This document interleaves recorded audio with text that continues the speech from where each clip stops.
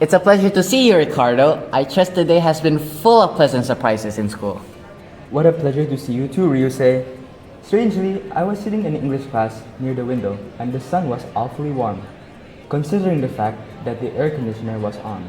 I couldn't tell in the very slightest since it felt normal to me as I sat on the other side of the class.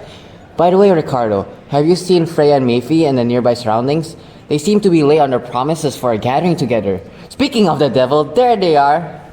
Hello guys, what are you all talking about? Yeah, one of your conversations also piqued my interest.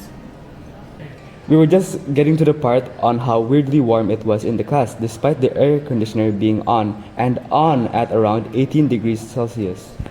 Oh yes, I also thought so. I wonder what's causing this. Doesn't seem like the heat is the problem. I agree with Freya.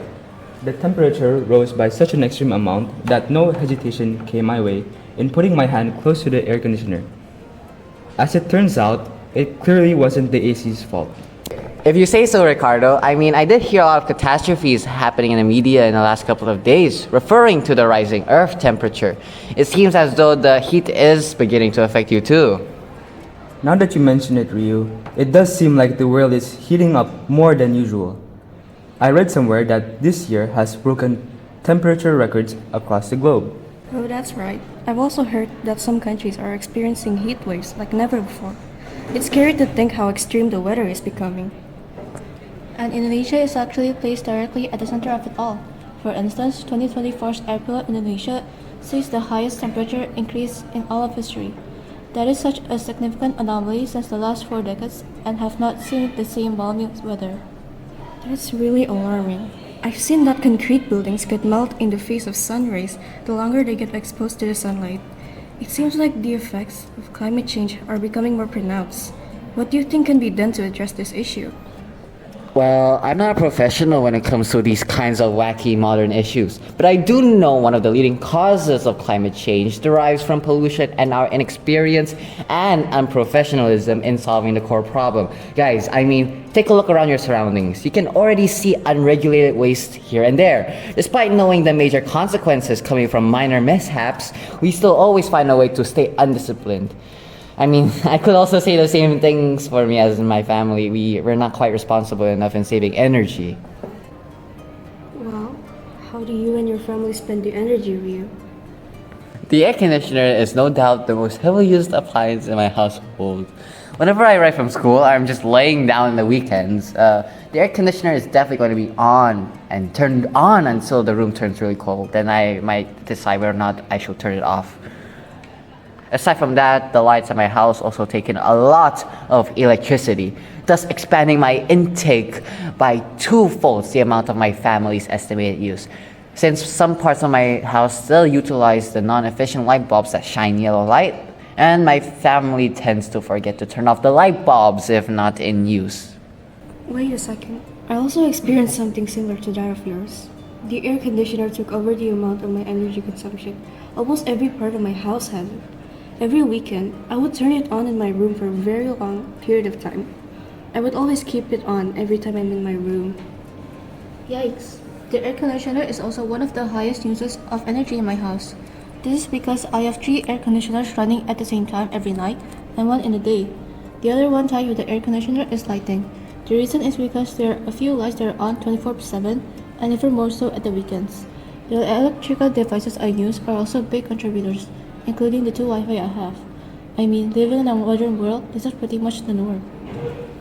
You're right, Mayfi. Not to mention, with the addition of numerous gadgets and gizmos, I keep playing video games in my room on the gadgets or computer to do my schoolwork, and also hours of games during the weekend. This also includes the Wi-Fi and charging, but I do at least keep the lights off when the sun shines bright. Guys, don't even get started in my energy intake. I feel like it's going to happen My again. air conditioners are without a doubt the most used appliance in my home. No other device gets turned on as often or is as important to us. As soon as I walk through the door after a long tiring day outside or just spending time away, the first thing I do is of course go for a bath, and the second thing I do is to turn on the air conditioning. There's something very comforting about feeling the cool air right away, making me feel better after being in the heat. My family does the same too on weekdays, weekends, or any kind of holiday. If we're staying in, the air conditioning is on almost all the time. It's what we rely on to stay comfortable, making sure our home stays cool and pleasant no matter how hot it is outside. Exactly. And we've barely touched the surface. That was one of many other types of pollution that could play a major role in the upbringing of unwanted emissions. You're right, Mayfi. Pollution is a huge factor, and it's often easy to overlook the smaller contributions we make. It's important to not only address the visible trash, but also look at the industrial and chemical pollutants that can be harder to spot. But that's the sad part, Ricardo. Our world isn't just black and white. We are all living humans with different emotions clashing and diverting against one another. If that was the only possible solution we can think of, then we'll barely make a dent in the sustainability of the Earth's climate. Freya, when I came to visit your house on an ordinary Sunday, did I see a newly installed solar panel on top of your roof? It looked really cool as both the decor of your house and in modernizing your house. Yes, you saw right. My family installed solar panels on our roof to use cleaner energy from the sun instead of just relying on non-renewable resources. It's a way for us to help the environment. But it's not just about doing things at home.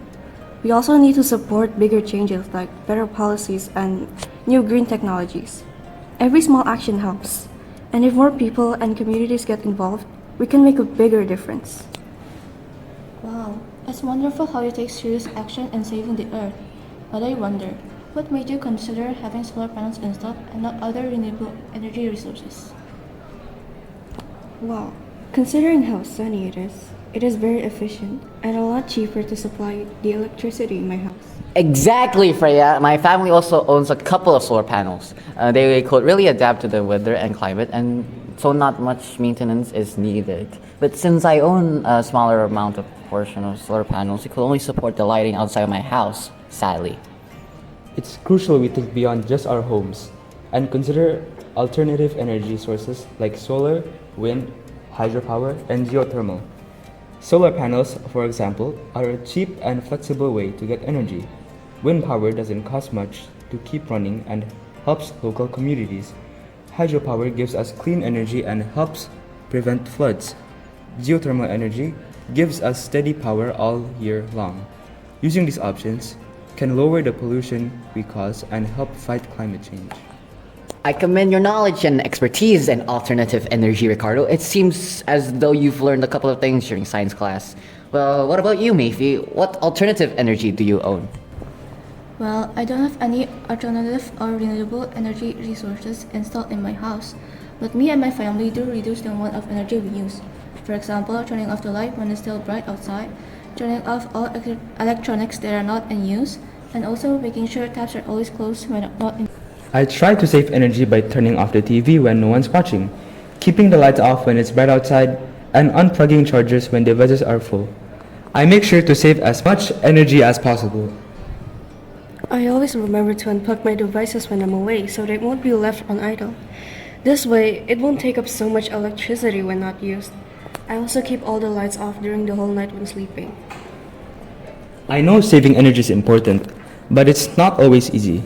I try to remember to turn things off, but sometimes I just forget. And buying energy saving stuff can be kinda pricey. Still, I guess it helps in the long run and is good for the planet. I just wish it didn't feel like such hard work. Well, I mean, think about Ricardo. The concept of sustainability derives from the fact that we as humans will like to eagerly exploit and quickly absorb all resources from their own benefit. I mean, take a look, Ricardo. If you kept exploiting the resources you have now, will there be enough for the future generations to enjoy and use it in their own benefits? In the long term, the corrupt nature of a human will probably compromise the needs of future generations. And thus creating a less and less prosperous world. For instance, the introduction of the Industrial Revolution has led us to many accolades that are vital for human survival. But in return, it has provided us with the rise of pollution, may that pollution be in skies, land, or in water. And quoted from the United Nations, fossil fuels such as coal, oil, and gas are by far the largest contributor to global climate change, accounting for over 75% of global greenhouse gas emissions and nearly 90% of all carbon dioxide emissions. Oh, that's interesting, Mifi. So from what I could tell, to prevent a global crisis from destroying the current and future generations, we must take action against the extremely dangerous problem. To achieve sustainable development, we must start by investing in other alternative resources. For instance, renewable energy, which takes the form of sun, wind, water, and heat from the earth, are a couple of great examples. Not only will they drastically reduce the amount of pollution in all aspects, but renewable energies are also healthier, easy to find, and cheaper if we make the right choices. And aside from the alternate renewable energies, we could also strive to save the planet by efficiently using our own energy supplies that could be found in our households, by wisely choosing more efficient appliances and not using energy if not needed. We could also significantly decrease the amount of pollution we create, and by the end, our planet can rest in peace while still conserving non-renewable energies. No way. Just by using these renewable resources, we can help preserve the whole environment. Oh, guys, the bell just rang. Oh no, I think we're gonna be late if we don't hurry up and go to our classes, right? Agree? Yeah, I agree. Agree, everyone? Yeah. All right. I think I gotta go skedaddle my way to math class real quick before I get penalized by my lateness. All right, bye bye. Bye.